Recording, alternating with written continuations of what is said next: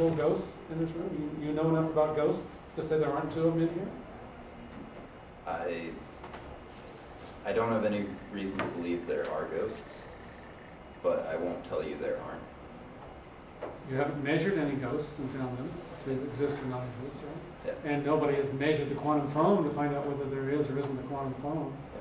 It's just an interesting idea. Yeah. So I'm not committing myself to either alternative. You're going to be open to, okay, maybe there's quantum foam, maybe there isn't. Yeah. Maybe there are ghosts, maybe there aren't. Yeah. Okay. But everybody else in the room, I guess, would say you're taking a radical position. There is evidence that there are ghosts, even if there's there's evidence there aren't ghosts, right? I mean, for example, don't ghosts need identity criteria, like to tell presence of ghosts? How does Dowden know there are two ghosts and not three ghosts? Right? Shouldn't You know. don't. I don't. Well, isn't, I think the answer is zero. I was just gonna say, isn't what Hans' reaction to, there being two ghosts in the room, isn't that a acceptable response to an unfalsifiable claim?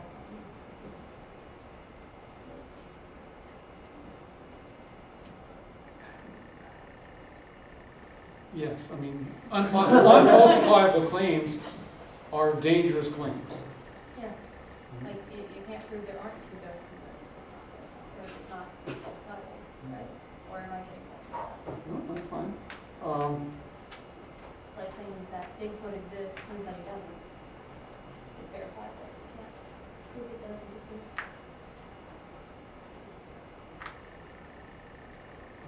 So, do you think the theory of relativity is making unfalsifiable claims about reality?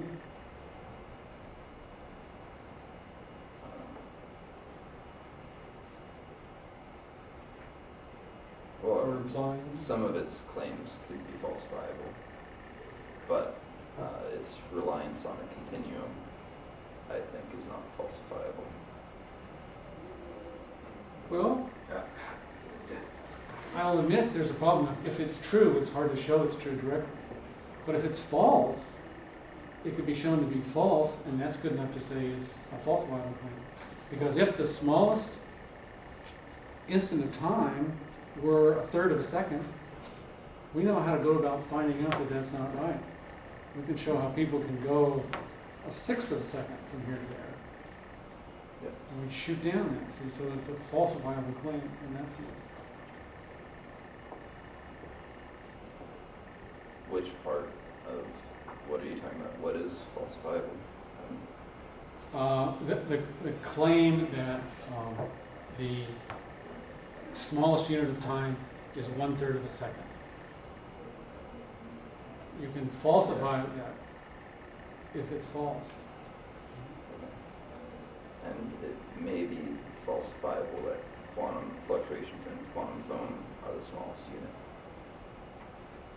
We don't know if that's a falsifiable claim or not. We don't know if it's even theoretically possible to measure it that small.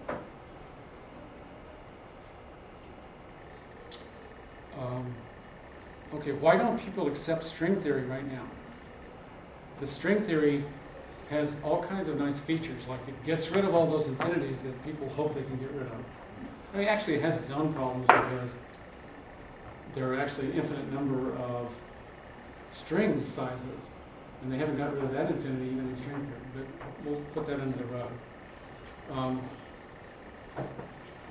And the problem with people accepting string theory because of it is that you can't run any crucial tests whether one theory is better than another. Right?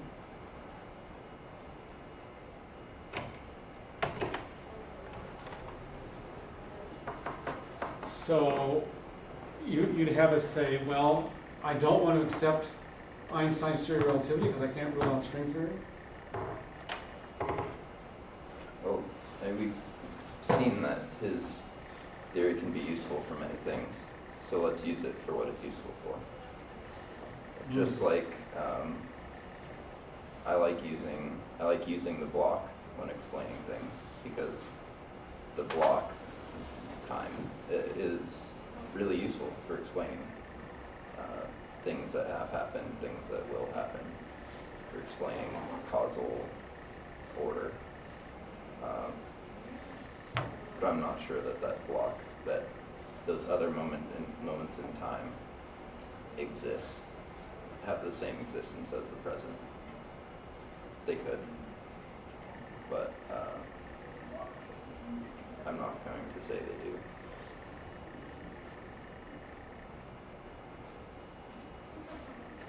You're a cautious person. Yes.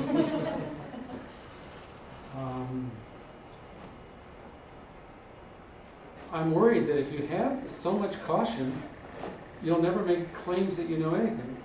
You'll just have this attitude towards science of, well, we've ruled this out, we've ruled that out, but we really don't know anything. Yeah. That's exactly how I am. Because science works like conditionals. Right?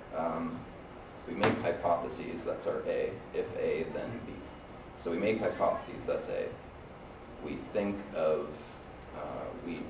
so those are guesses, really, hypotheses. Usually, we don't make hypotheses about things that are directly observable because they're uninteresting. If we can directly observe it, there's no reason to make a hypothesis about it. And then we say, if A is true, these are the consequences, B. B1, B2, B3, B4, B5. We can prove A wrong by proving that B does not occur. B are directly observable things. So we can prove a theory wrong, but we can never prove a theory right because of the problem of induction. We can prove B1, B2, B3, B4, B5, B6, B7, B8, B9, B10. We can prove... Very cautious.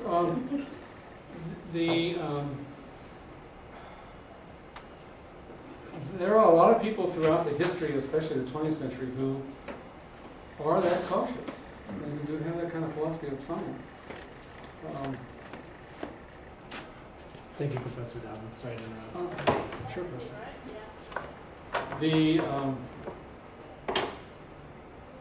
All I can say is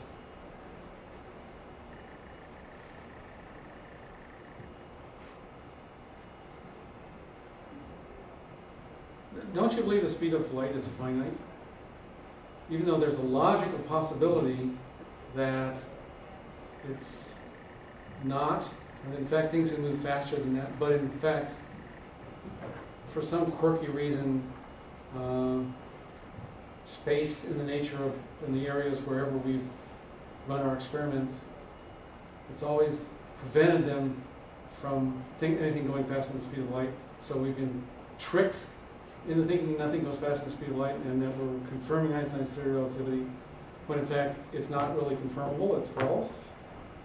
I mean, there can be positive evidence for it, but ultimately it's false, because things can go faster than the speed of light. I don't think we're being tricked, because I think there is good reason to believe that the speed of light is finite, and it's useful, so we should keep using that.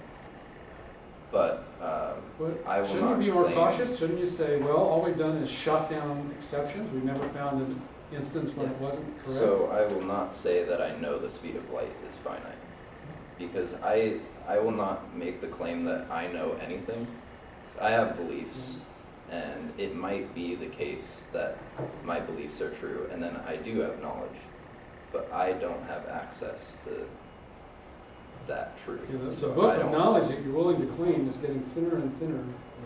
well, no, I think there's a lot of, I think I know a lot of things, but I don't have access to what I know.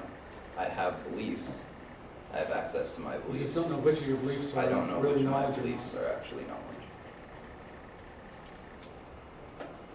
We all think that.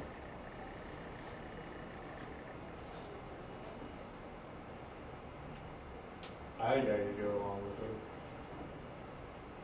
So you're cautious also, right? Maybe not as Your book of much. knowledge of what you can claim to know is really thin. I'm fine with that. It doesn't affect my day-to-day. So, 'cause I don't know if I would think of it that way as more I would be more comfortable if I just thought of it as open to new theories. You have an open mind to, Yeah. just because all the present data has supported this, you don't necessarily know this because you got to worry about data that might come tomorrow and should it do. Yeah. So ultimately, nobody really knows anything. Well, I think we know enough. I think we have knowledge that we pursue, that we invest time in, but I don't think it's any set thing that works. You know, I think it's what we've found so far that has worked, and we can act upon it. But I don't think I don't know, I'm not attached to it. Maybe I'm thinking of it in too much of a personal level, but I'm not attached to any set theory or hypothesis of how something works. It's But there's a lot of false advertising by the scientists. They go tell your government leaders that, they know all this stuff, and they know the theory of relativity is right, and they know how to build spaceships, and they know how to detect this and that. And what you and Hans are saying is they're exaggerating. Yeah, and I think it's totally fine to exaggerate in everyday life. I think when you're making the jump to speaking in a philosophical setting, when you're like, can I really say I know this? That's when I say, no, I can't say I know. But it's Okay, if I get really strict though, do you know you're not a crocodile? Or are you just going to say, well, I have no evidence yet to make me think I am, but there is some chance I'm a crocodile, so I'm not going to say I know I'm a crocodile. It's very, very unlikely that I am a crocodile. And so It's very unlikely quantum mechanics just is about false. every context, I will say, I know I'm not a crocodile. But when you get really philosophically precise, Yeah. you're going to hold back and say, well, maybe I'm a crocodile after all. There's some chance. Well, I probably won't say maybe I'm a crocodile, but yeah, I think that's true that I can't make a claim to. I can't make the claim that I know I'm not a crocodile. I definitely believe I'm not a crocodile, and it may be the case that I know I'm not a crocodile, because I think knowledge depends on truth, which is the way the world is. Is not knowledge justify true belief? I don't even think it has to be justified. I think it's just belief that is true. Well, just belief that's true. So if I tell you that the reason I believe you aren't a crocodile is that I flipped a coin and it came up, you're not a crocodile, and suppose you really aren't. Yep. It's true. Then are you going to say, well, no, I know it, because, hey, I have a true belief. Aren't you going to say, no, you don't know anything, if that's the reason why you know it? I'll say you know it, because I don't think that there is, I don't think there's really physiologically a difference between justified belief and belief. I think there's, justification. I don't know how to. I don't know enough Let me talk about to the I brain's have a friend over here, let me bring him. storage to say what the links are between beliefs and justifications for them. But Is there a hand in front of your face? yeah, You could be wrong, right? Or could you? I could be wrong. I mean, you can touch it. See? Maybe you have even more evidence, right? And I could. Surely there's some point you just say, hey, I know there's a hand in front of my face. Yeah, of course. Well, you could be dreaming. You could be dreaming, come on. I could Catch be yourself. part of one of those computer programs. That's the new version of dreaming, right? that we could be part of a computer program. It could be a brain in a vat. Imagine you're in a university somewhere. It could be less than a brain in a vat. It could be. Colloquially, he Just knows the different program kinds of character. things, but like philosophically, he wouldn't want to posit that absolutely true thing. Boy, knowledge is in big trouble, isn't it? I think there are lots of things. I If this- think if you're it's right. probable that there are lots of things that we do know, but we'll never be able to make those claims. We can't know what we know. Yeah, we can't know what we know. How can you even know something's probable unless you don't know anything, if you don't know anything that's true? Well, Except tautologists. because the useful statistic says so, and I think I have Well, good wait, reason now to believe usefulness, the you're not useful going to let statistics. this pragmatic idea come in. Usefulness is a guide to truth. No, it might be, and Might. it seems to be. Okay. So, But every probability claim might be wrong. and that doesn't bother me, Doesn't bother because in Oh, I'm so ordinary bothered. life, that'll never matter. It will never matter. It'll never affect my decisions that I make. Knowing that I might be wrong, that my girlfriend is female,